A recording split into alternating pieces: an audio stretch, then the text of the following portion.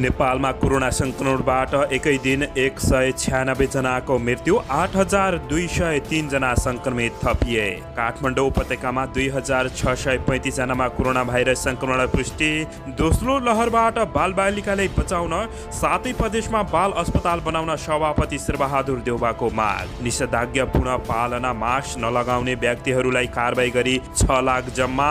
निषेधाज्ञामा बैंकले जरिवाना लिन नपाउने, अक्सिजन उद्योगलाई सहुलियत ऋण दिने। महन्त र उपेन्द्र यादव बीच 8 बुँदे सहमति, आफैले प्रधानमन्त्री नपाए सरकारलाई समर्थन नगर्ने। केपी ओलीलाई फकाउन थाले पुष्पकमल दाहाल प्रचण्ड र बाबुराम भट्टराईले अध्यक्ष मानेर हिँड्न जान तयार। प्रधानमन्त्री केपी शर्मा ओलीलाई महन्त ठाकुरको प्रश्न, आफ्नै मात्र गर्जो टार्ने कि माग पनि पूरा गर्ने। सबै जनतालाई खोप दिलाउन सरकारलाई बाध्य बनाउँछौ, शेरबहादुर देउवा। केपी ओलीको जालामा माधव कुमार नेपाल नराम्रोसँग फसे, कार्यदलको काम भने अल्पत्र। प्रधानमन्त्री केपी शर्मा ओलीका अगाडि सबै सर्पको मुखमा भ्यागुता जस्तै हो, डाक्टर बाबुराम भट्टराई। गृहमन्त्री रामबहादुर थापा बादललाई राष्ट्रिय सभामा सहयोग गर्ने माधव कुमार नेपालको प्रतिबद्धता र सर्वोच्च अदालतद्वारा प्रधानमन्त्रीको पुनः शपथ अस्वीकार। अब हेर्नुहोस् पुरा समाचार। दर्शकबिन नमस्कार, तपाईहरू यति बेला हेर्दै हुनुहुन्छ युवा नेपाली युट्युब च्यानल। दर्शकबिन, यदि हाम्रो च्यानल युवा नेपालीसँग अझै पनि सब्स्क्राइब गरेर जोडिनु भएको छैन भने सब्स्क्राइब गरी जोडिनुहोला। यो भिडियोलाई अन्तिमसम्म हेरी सक्दो सेयर र लाइक गर्न पनि नभुल्नुहोला।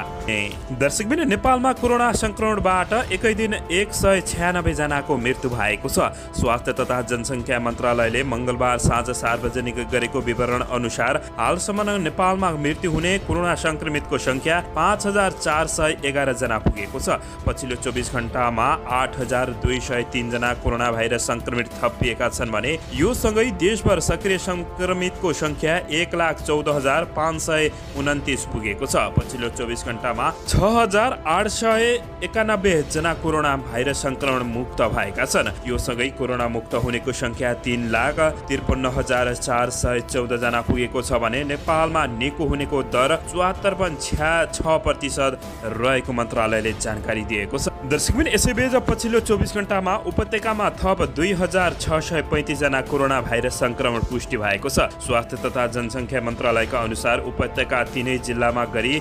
2635 जना कोरोना संक्रमण पुष्टि भएको हो भने उपत्यकामा सबैभन्दा धेरै संक्रमित काठमाडौँमा भेटिएका छन्। दर्शकबिन, यसैबीच यता लकडाउनमा मास्क नलगाई हिँड्नेलाई नेपाल प्रहरीले कारबाही गरी करिब 6 लाख रुपैयाँ जरिवाना गरिसकेको छ भने 30,000 गाडी होल्डिङमा परेका छन्। निषेधाज्ञा पूरा पालना नगरी मास्क नलगाउनेहरू व्यक्तिहरूबाट कारबाहीमा परे 6 लाख रुपैयाँ राजस्व सङ्कलन गरिएको बताइएको छ। दर्शकबिन, यसैबीच यता कोरोना संक्रमणको जोखिम न्यूनीकरणका लागि जारी भएको निषेधाज्ञा अवधिभर बैंक तथा वित्तीय संस्थाले ग्राहकहरूबाट कर्जा असुलीमा कुनै पनि प्रकारको जरिवाना वा अतिरिक्त शुल्क लिन नपाउने व्यवस्था मिलाउने राष्ट्र बैंकले जानकारी दिएको छ। निषेधाज्ञामा बैंकले जरिवाना लिन नपाउने, अक्सिजन उद्योगलाई समेत सहुलियत ऋण दिने बताएको छ। दर्शकबिन, सर्वोच्च अदालतले प्रधानमन्त्री केपी शर्मा ओलीको पुनः शपथ गर्नुपर्ने माग सहितको रिटमा अन्तरिम आदेश दिन अस्वीकार गरेको छ। प्रधान न्यायाधीश चोलेन्द्र शमशेर जबराको इजलासले मंगलबार अन्तरिम आदेश दिन अस्वीकार गरेको हो। वैशाख 31 गते प्रधानमन्त्रीको शपथ ग्रहण गर्ने कार्यक्रममा राष्ट्रपति विद्यादेवी भण्डारीले भनेको शपथको बेहोरा अनुसार शपथ नलिई त्यो पर्दैन भनेको भद्रचान्त चन्द्रकान्त ग्यावाली सहित 4 जनाले रिट दायर गरेका थिए। सर्वोच्च अदालतले मंगलबार नै गैर संसदका रूपमा एकपटक मात्रै मन्त्री हुन पाउने भए पनि पुनः दोहोऱ्याएर मन्त्री बनेका 4 जनालाई पदमुक्त गर्नुपर्ने माग सहितको रिटमा पनि अन्तरिम आदेश दिन अस्वीकार गरेको छ।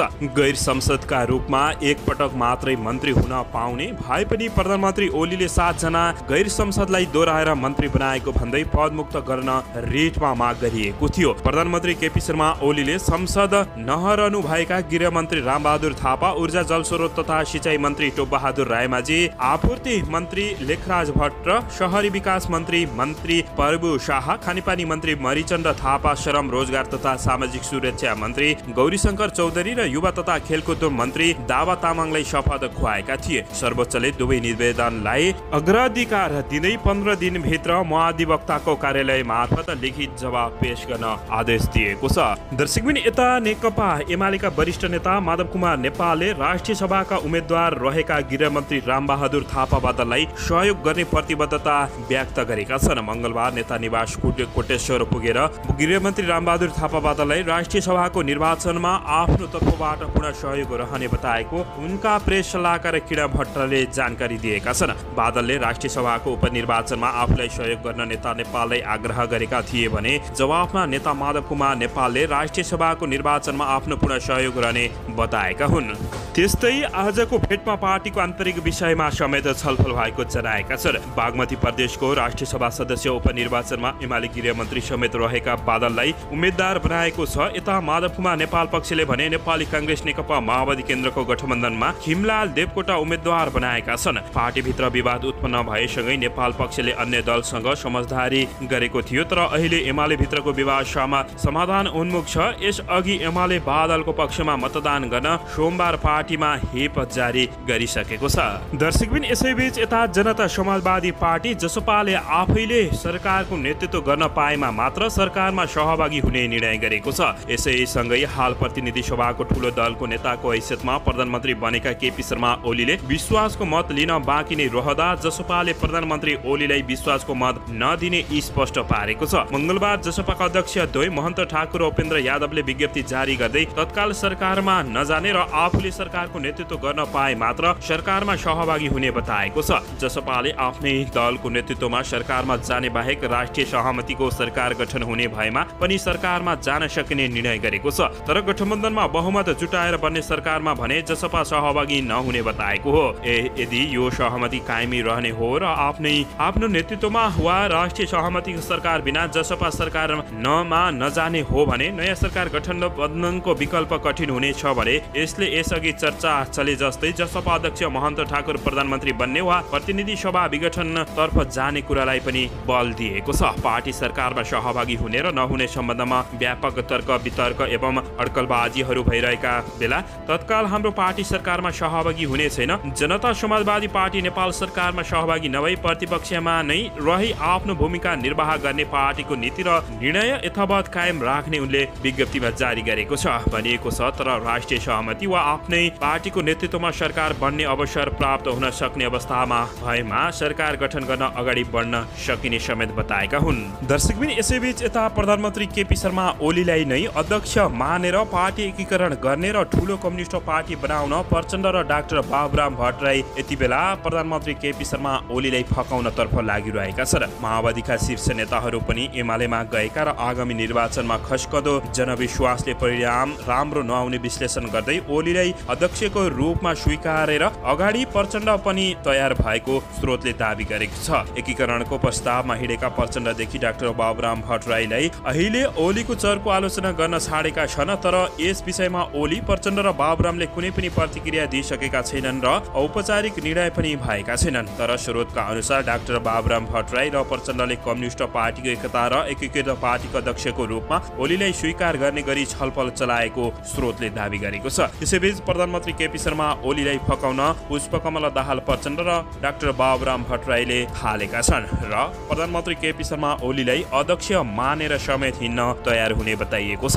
दर्शकबिन, प्रधानमन्त्री केपी शर्मा ओलीले पछिल्लो समय जनविश्वास गुमाउँदै गएको विश्लेषकहरूले बताउने गरेका छन्। तर विपक्षी गठबन्धनले ओलीलाई सत्ताच्युत गर्न असफल भएका छन् भने आफ्नै पार्टी भित्रबाट विभिन्न आरोप खेपिरहेका ओली अन्तत शक्तिशाली नै बनेका छन्। रणनीतिक र कूटनीतिक चाल रचे ओलीले आफ्नो कुर्सी रक्षा मात्रै गरेनन्, मुलुकको राजनीतिक नै आफ्नो हातमा लिएका छन्। न त प्रतिपक्षी दलले केही गर्न सक्छ, न त आफ्नै पार्टीको नेताहरूले दबाव सिर्जना गर्न सक्छ। आफ्नै पार्टीभित्रको विवादलाई समाधानको बाटोमा अगाडि बढाएका ओलीलाई अब अध्यक्ष मानेर पार्टी एकीकरण गर्ने स्थितिमा कम्युनिस्टका नेताहरू पुगेको दावी गर्न थालिएको छ। विपक्षी गठबन्धनको बलले प्रधानमन्त्री ओलीलाई हटाउन नसकेपछि अहिले राजनीतिले नयाँ मोड लिन थालेको छ। माओवादी केन्द्रले खुलेर नै जनतासँग सुझाव माग्न थालेको छ भने पार्टी कसरी चलाउने भन्दै आफ्नो गल्ती स्वीकार्दै सुझावहरू माग्ने अवस्थामा पुष्पकमल दाहाल प्रचण्ड पुगेका छन्। डाक्टर बाबुराम भट्टराईलाई जो प्रधानमन्त्री ओलीको सबैभन्दा खरो आलोचक थिए भने उनी डाक्टर बाबुराम भट्टराई गोपचो प्रधानमन्त्री ओली निवास 2 पटक पुगेर प्रधानमन्त्री बन्ने चाहना राखेका छन् भने अहिले आफ्नै पार्टी जसपामै आफ्नो पकड राख्न नसकेपछि डाक्टर बाबुराम भट्टराई एमालेसँग पार्टी एकीकरण गरेर अगाडि बढ्ने प्रस्ताव बोकेर प्रधानमन्त्री निकट नेताहरूसँग छलफलमा जुटेको स्रोतले बताएको छ। दर्शकबिन तर यता भने प्रधानमन्त्री केपी शर्मा ओलीको जालोमा माधव कुमार नेपाल भने नराम्रोसँग फसेका छन्। कार्यदलको काम भने अल्पत्रै पारेका छन् भने प्रधानमन्त्री केपी शर्मा ओलीले भने यो कुरालाई पछाडि धकल्ने भन्दै माधव कुमार नेपाल पक्षलाई आलटाल गर्दै आएको छ भने माधव कुमार नेपाल यति बेला निकै नै समस्यासँग गुज्रिरहेको अवस्था छ। दर्शकबिन पछिल्लो समय राजनीतिक नेपालको एकदमै खस्किदो अवस्थामा छ। यसको बारेमा तपाईहरूले मनमा लागेको प्रतिक्रिया बताउन नभुल्नुहोला।